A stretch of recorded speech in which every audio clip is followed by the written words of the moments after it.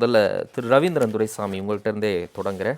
ஆளுநருடைய தேநீர் விருந்திலிருந்து இந்த நாணய வெளியீட்டு வரைக்கும் என்ன விதமான அரசியல் கருத்துக்கள், குறிப்பாக அந்த கூட்டணியை முன்வைத்து வந்த கருத்துக்கள் என்ன அப்படிங்கிறத நம்ம பார்த்தோம். அது ஏன் இந்த அளவுக்கு ஒரு விமர்சன போரா, ஒரு வார்த்தை யுத்தமாக முற்றி நிற்குது? இதனுடைய பின்னணி அடியாழம் என்னவா நம்ம புரிஞ்சுக்கலாம்? அதாவது இன்னைக்கு இந்திய அரசியலில் மு.க. ஸ்டாலின் மிக முக்கியம் வாய்ந்தவராக இருக்கிறாங்க. 2014லையும் ஜெயலலிதா அம்மையார் 37 எம்பிக்களை பெற்றிருந்தாங்க. பட் அது வந்து சூப்பர் ஃப்ளோஸ் ஃபார் மோடி. அவர் தனி மெஜாரிட்டி வந்துட்டு, அதனால தான் பொறுப்பு கவுனரை போட்டு ஜெயலலிதா அம்மையாரை வரவேற்கவும் வழி அனுப்பவும் வச்சாங்க. Modi shore the place for ஜெயலலிதான்னு கூட நான் சொல்லியிருக்கேன். மோடியா லேடியான்னு கேட்ட ஜெயலலிதாவுக்கு ஷோர் த பிளேஸ்ன்னு கூட சொல்லியிருக்கிறேன். அடுத்தால 2019 ஸ்டாலினுக்கு 20க்கும் மேற்பட்ட எம்பிக்கள் வந்தது. மோடிக்கு தனி மெஜாரிட்டி அங்கே கிடைச்சிடுச்சு. ஸோ இதுக்கு ஒன்றும் பெரிய மதிப்பில்லை. திமுக மந்திரிகள் மேலே வழக்குகள் எல்லாம் வந்த சூழ்நிலை நம்ம பார்த்தோம். இப்போது ப்ரீபோல் அலையன்ஸ் என்டிஏ 293 எடுத்தாலும் மோடிக்கு பாஜகவுக்கு தனி மெஜாரிட்டி கிடையாது. சிராக் பஸ்வான் ஒரு பவர் பொலிட்டிக்ஸ் பண்ணுறாரு, நிதிஷ்குமார், சந்திரபாபு நாயுடு எல்லாரும் பண்ணும்போது ஒரு 22 எம்பிக்கள் வச்சிருக்கக்கூடிய மு.க. ஸ்டாலின்கிட்ட தனக்கு ஒரு உறவு இருக்குன்னு காட்டுறது இந்திய அரசியலில் மோடிக்கு ஒரு பெரிய லாபம். இதை நம்ம எதோடு ஒப்பிட்டு பார்க்கணும்னா 1969ஆம் ஆண்டு காங்கிரஸ் பிளவில் இந்திரா காந்தி அம்மையார் சார்ட்டர்ட் பிளைட்டில் வந்து கலைஞர் ஆதரவில் தான் கிரி ஜெயிக்க முடியும், தன்னோட ஆட்சி நிலைக்கும்னு வீட்டுக்கு வந்து ஆதரவு கேட்டு அந்த ஆதரவு பெற்ற மாதிரிப்பட்ட ஒரு சூழ்நிலை தான். பட் மோடிக்கு அப்படி ஒரு நிலைமை இல்லை. நாளைக்கு என்ன சூழ்நிலை வந்தாலும் ஒரு இதை நம்ம தெளிவாக ஒரு கான்டாக்டை வந்து ஏற்படுத்தி வச்சுடணும்னு மோடி நினைக்கிறார். ஒன்று. ரெண்டாவது, பாஜக 2014 ஒரு எம்பியும் 5.5% வாக்குகளும் பெற்றாங்க தமிழ்நாட்டில். அன்னைக்கு காங்கிரஸ் வந்து ஒரு எம்பி கூட பெறல. வசந்தகுமார் ஒரு குறிப்பிட்ட சமுதாய பலத்தால் டெபாசிட் வாங்கினார். ஒரு இடத்துல கூட அந்த கட்சிக்கு டெபாசிட் கிடையாது. 4.3% வாக்கு தான் உண்டு. வாசனும் வெளியேறி போயிட்டார். அதுக்கு பிறகு இந்த கட்சி மு.க. ஸ்டாலினால 9 எம்பி புதுச்சேரியோட சேர்த்து ஜெயித்துட்டாங்க, 10 எம்பி ஜெயித்துட்டாங்கன்னு சொல்லும்போது காங்கிரஸ் ஏன் இப்படி ஸ்டாலினால ஜெயித்துட்டு இருக்குதுங்கிறதும் மோடிக்கு ஒரு பார்வையில் இருக்குது. அப்போ அந்த சூழ்நிலையில் அகில இந்திய அரசியலில் இந்த ஆட்சியை கவிழ்க்க நினைக்கக்கூடிய சோனியா காந்தி அம்மையாருக்கு ஒரு செக் வைக்கவும், ஸ்டாலினை நம்பி 9-10 எம்பிக்களை ஜெயித்துட்டு இருக்க காங்கிரஸை வெளியேறினா ஒரு நல்லா இருக்குங்கிற எண்ணத்திலையும் பாஜக வந்து தங்களோட எதிரி திமுக அல்ல, மாயாவதி அல்ல, மோடியை சொல்லிட்டாரு, பாரசைட்ஸ்னு சொல்லிட்டாரு, ஒட்டுணிகள்னு சொல்லிட்டாரு. கம்யூனிஸ்ட் கூட காங்கிரஸ் அளவுக்கு எதிரி கிடையாது. பழைய ஆர்எஸ்எஸ்க்கு வந்து கம்யூனிஸ்ட் தான் தத்துவார்த்த எதிரி, மோடிக்கு அப்படி கிடையாது. காங்கிரஸ் தான் நேரடி மெட்டீரியல் எனிமிங்கிற லெவலில் போவார். ஸோ அந்த ஸ்ட்ராட்டஜியில் மோடி போறாப்புல. சோனியா காந்தி அம்மையாரும் இதை புரிஞ்சுக்கிட்டு பதறிக்கிட்டு இதுக்கு வாழ்த்து தெரிவிச்சிட்டாரு ராகுல் காந்தி. எதுக்கு பதறிக்கிட்டு வாழ்த்து தெரிவிக்கணும்? இயல்பாகவே தெரிவிக்கலாமே. கூட்டணியில தானே இருக்கிறாங்க, செல்வ பெருந்தையிலேருந்து எல்லாரையும் கூப்பிட்டு தானங்க விழா நடத்துறாங்க. எதுக்கு இதை நம்ம அந்த ஒரு கோணத்தில் அணுகணுமா? இப்போ என்ன சொல்றாங்கன்னா, நீங்கள் வந்து பாஜகவுக்கு மோடிக்கான தேவை இருக்கிறது, இப்போ குறிப்பாக சந்திரபாபு நாயுடுக்கும் சிராக் பாஸ்வானுக்கும் நிதிஷ்குமாருக்கும் செக் வைக்கிறதுக்கு இப்படி ஒரு ஸ்ட்ராட்டஜி இருக்குது அப்படின்னா, திமுக ஒரு பக்கம் நெருக்கம் காட்டுகிறதுன்னு சொல்கிறதுக்கு என்ன அடிப்படை காரணம் இருக்க முடியும்? திமுக பொறுத்தவரை அவங்க அலையன்ஸில் தெளிவாக இருக்கிறாங்க. ராகுல் காந்திக்கு அந்த அறிக்கை விட்டு அன்பு சோதர விட்டார், நாங்கள் ஒற்றுமையாக பயணிப்போன்னு சொல்லிட்டாங்க. அவங்க ஜோதி பாசு மாதிரி இந்த அணியை இன்டாக்டாக தான் கொண்டு போவாங்க. Take it from me. இந்த அணி வெற்றி பெறது வர அப்படியே தொடரும். 24க்கு முன்னே தான் சொன்னேன், அவங்க ஒரு காம்பினேஷன்ல ஜெயித்த அணி தான். அதுல யார் பெரியவன் சின்னவன் இல்ல. ஸ்டாலின் அதை ஒத்துக்கிறாரு, கூட்டணியின் வெற்றியை ஒத்துக்கிறாரு. எம்ஜிஆரே சிபிஎம்க்கு போட்ட பிச்சைன்னாப்புல, சிபிஎம் நீங்க பெரிய பிச்சைக்காரரா, உங்களுக்கு நான் அதிக தொகுதியில பிச்சை போட்டேன்னு சிபிஎம் சொன்னது வரலாறு. ஆனா ஸ்டாலின் வந்து இதை கூட்டணியின் வெற்றிங்கிறாரு, இந்தியா கூட்டணின்னு சொல்றாரு. அதுல அவர் தெளிவா தான் இருக்கிறாரு. அந்த கூட்டணி வெற்றி பெறுவதோட அந்த கூட்டணி தொடரும். சரி, அப்ப நீங்க சொல்றதுல இருந்து திமுக பாஜகவிடம் நெருங்குவதில்லை, பாஜக தான் திமுகவிடம் அதிகம் நெருங்குகிறதுன்னு புரிஞ்சுக்கலாமா? தேவை பாஜக தான் இருக்கு, மைனாரிட்டி கவர்மெண்டா இருக்கிறாங்க. அப்ப அதிமுக சொல்லக்கூடிய வகையில திமுகவுக்கு பாஜகவின் தேவை அதிகம் கிடையாதுன்னு சொல்ல வர்றீங்க. எலக்ட்ரல் அலையன்ஸ் வந்து உங்களுக்கு வெற்றி பெற்றவங்களுக்கு காங்கிரஸ் தான் தேவை. அது காங்கிரஸுக்கு பெரிய பலம் இருக்கு நான் சொல்ல வரல. ஒரு காம்பினேஷன்ல உள்ள கெமிஸ்ட்ரியில அவங்க வராங்க, அதை விட மாட்டாங்கிறது எங்க கருத்து. ஆனா ஒரு வேளையில ஏதாவது யூகம் ஆகி விட்டுட்டா அது காங்கிரஸ் தமிழ்நாட்டில் காலி ஆகிடும், பழைய 2014 பொசிஷனுக்கு போயிடும்.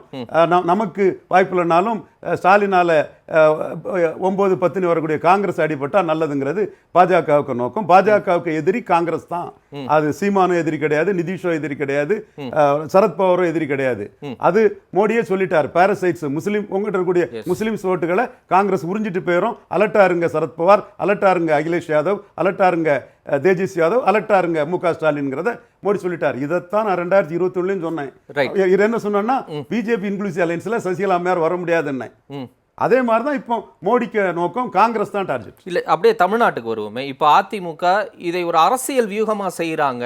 இதன் மூலமா திமுக பாஜகவுடைய ஒரு கூட்டணி இருக்கு, அது இன்னும் அதிகமா நெருக்கமாகிட்டு இருக்கு அப்படின்னு சொல்வதன் மூலமா கூட்டணியை உடைப்பதற்கான ஒரு வியூகமா அவங்க பண்றாங்கன்னு சொல்றாங்களா? அதை ஏற்கிறீங்களா? அதற்கான ரிசல்ட் அவங்க எதிர்பார்க்கலாம்.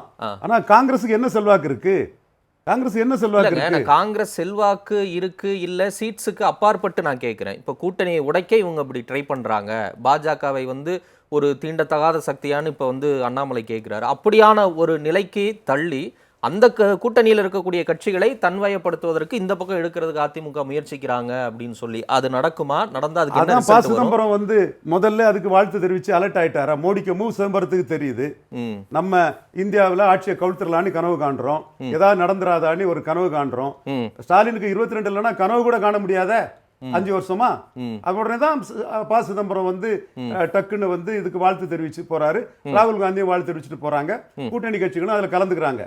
பிஜேபி 22 எம்பிக்கள் இருக்கக்கூடிய காங்கிரஸுக்கு 9, 10 எம்பிக்களை வெற்றியை கொடுத்த ஒரு தமிழ்நாட்டில் மிகப்பெரிய சக்தியா இருக்கக்கூடிய பெரிய ஸ்டேச்சர்ல இந்திய அரசியல் இருக்கக்கூடிய ஸ்டாலினை நோக்கி பிஜேபி நகர்றாங்க.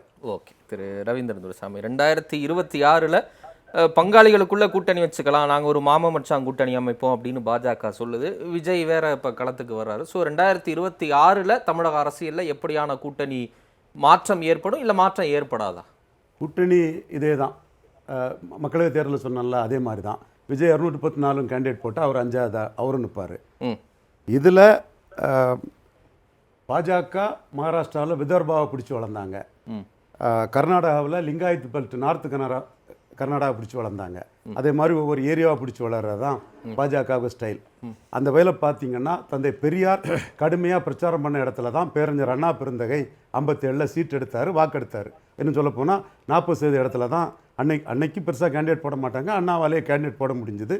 தெற்க மேற்கெல்லாம் கேண்டிடேட் போட முடியல. 62லையும் அண்ணா தலையில்லாத முண்டங்கள்னு ராஜாஜி ஆதரவாளர்கள் சொல்லி 15 பேருக்கு நான் தான் தலைவர்னு சொல்லி ஆல்டர்னேட்டிவ் போல்ஸா அண்ணா பெருந்தகை வளர்ந்து 62லையும் அவரே தோக்கும்போது சீட் எடுத்தது தஞ்சாவூர். கொள்கை ரீதியாக வளர்ந்த தஞ்சாவூரும் வட தமிழகத்தில் தான் எடுத்தாங்க. தெற்கு மேற்குலலாம் அவங்களுக்கு அன்னைக்கு ஆளே கிடையாது. அப்போ தெற்கு மேற்கில் அன்னைக்கு இருந்ததுன்னா நல்லசிவன் தலைமையில் சோசியலிஸ்டுகள் பவர்ஃபுல்லாக இருந்தாங்க, கம்யூனிஸ்ட் இருந்தாங்க, முதறிஞர் ராஜாஜி ஆட்கள் எல்லா இடத்துலையும் இருந்தாங்க. ஐயா பசும்பன் தேவர் தலைமையில் சென்ட்ரல் ராம்நாட்டில் ஃபார்வர்ட் பிளாக் இருந்தது. தென் தமிழகத்தில் தமிழர் தந்தை ஐயா ஆயத்தனார் தலைமையில் நாம் தமிழர் கட்சி இருந்தது மற்றும் முஸ்லீம் லீக் பரவலாக இருந்தது. இப்போது அண்ணாமலை என்ன கணக்கு போடுறாருன்னு சொன்னால் இன்னைக்குள்ள அந்த ரிசல்ட்டை பார்க்குறாரு. வட தமிழகத்தில் சேலம், நாமக்கல், கள்ளக்குறிச்சி, சிதம்பரம், விழுப்புரம் இங்கே வந்து திமுகவோட பெரிய கட்சியாக அதிமுக நிமிர்ந்து நிற்குது. ஆனால் இங்கே போட்ட என்டிஏ கட்சியோட மாம்பழம் சின்னம் 9 தொகுதியில் 3வது ரெட்டையில் அனுப்பிட்டு அதில் கள்ளக்குறிச்சியில் 4வது போயிட்டு மாம்பழம் ரெட்டையில் 2வது அனுப்பின தொகுதியில் கூட 23% ஓட்டு எடப்பாடி பழனிசாமி எடுத்திருக்காரு, ஸ்ட்ராங் ஓட்டு. அவரே சொல்கிறாரு 19ல் நான் எடப்பாடியில் 8000 ஓட்டு உதயசூரியன் கீழே கிடந்தேன், இப்போ 45000 ஓட்டு மேலே வந்துட்டேன். இன்னும் அவர் ஆணித்தரமாக சொல்கிறாரு. உண்மைதான். அதை அண்ணாமலை பார்ட் வைஸ் பிரிக்கிறாரு. அப்படி பிரிக்கும்போது தாமரை சின்னம் பல தொகுதிகளில் ரெட்டைலையை வந்து டெபாசிட் இலக்க வச்சிருக்கு, 3வது தள்ளி இருக்குது. So Kongu belt, deep south Nadar area, upper south இந்த மாதிரி ஏரியாக்களில் திமுகவுக்கு போட்டியா என்டிஏ நிற்க முடியும்னு அண்ணாமலை கருதுறாரு. மக்களவை தேர்தல் ரிசல்ட் அப்படியே நம்ம சட்டப்பேரவை தேர்தலுக்கு பொருத்தி அதை தாண்டியும் போயிடலாம? பாஜக தாண்டியும் வந்திருக்க, எப்படி பல ஸ்டேட்ல தாண்டி வந்திருக்க. இல்லங்க, நான் என்ன கேக்குறேன், இந்த உதாரணத்தை சொல்றேன். அவங்க மூவ் பண்றாங்க, உங்களுக்கு என்ன வருத்தம் இருக்கு?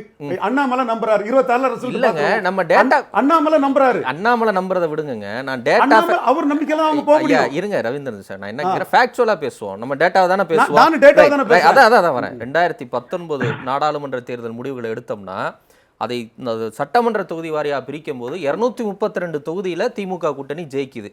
இன்னைக்கு அப்படியே நம்ம பிரிப்போம். 40 தொகுதியில் பாண்டிச்சேரியை விட்டுருவோம், புதுச்சேரியை 39 தொகுதியை நீங்க சட்டமன்ற தொகுதி வாரியா பிரிச்சீங்கன்னா 221 தொகுதியில திமுக கூட்டணி ஜெயிக்குது.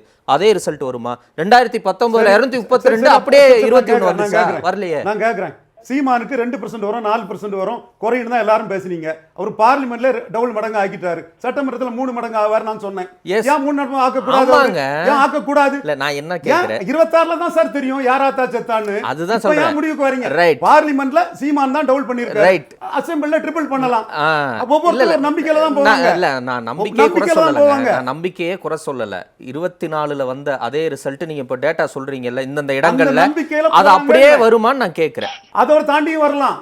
அவங்க தேமுதிகவை கூட்டணியில சேர்ப்பாங்க, புதிய தமிழகத்தை சேர்ப்பாங்க, நிதிஷ்குமார் மாதிரி ஸ்ட்ராட்டஜி எடுப்பாங்க. NDA sure. அப்ப அதிமுகவுக்கு என்ன கூட்டணி அமையும்? அதிமுக 2வது பெரிய கட்சி, கூட்டணி அமையறதுக்கு வாய்ப்பு இல்ல. 2024 சொன்ன மாதிரி தான் அதிமுக தனியா தான் இருப்பாங்கன்றீங்களா? கூட்டணிக்கு வாய்ப்பு இல்ல. 2024 சொன்னேன், 1% வாக்கெடுத்த கட்சி கூட கூட்டணி வராதுன்னு சொன்னேன். அதுதான் நடந்தது. 26ல என்னோட டிக்ளரேஷன், அதிமுக கூட்டணி இல்ல. ஆனா 2வது பெரிய கட்சி அதிமுக தான். இவங்க அணியாதான் அதிமுகவை சில ஏரியாவில் மிஞ்ச முடியும். இதுதான் என் கணிப்பு. 26ல பார்க்கலாம். ரைட்.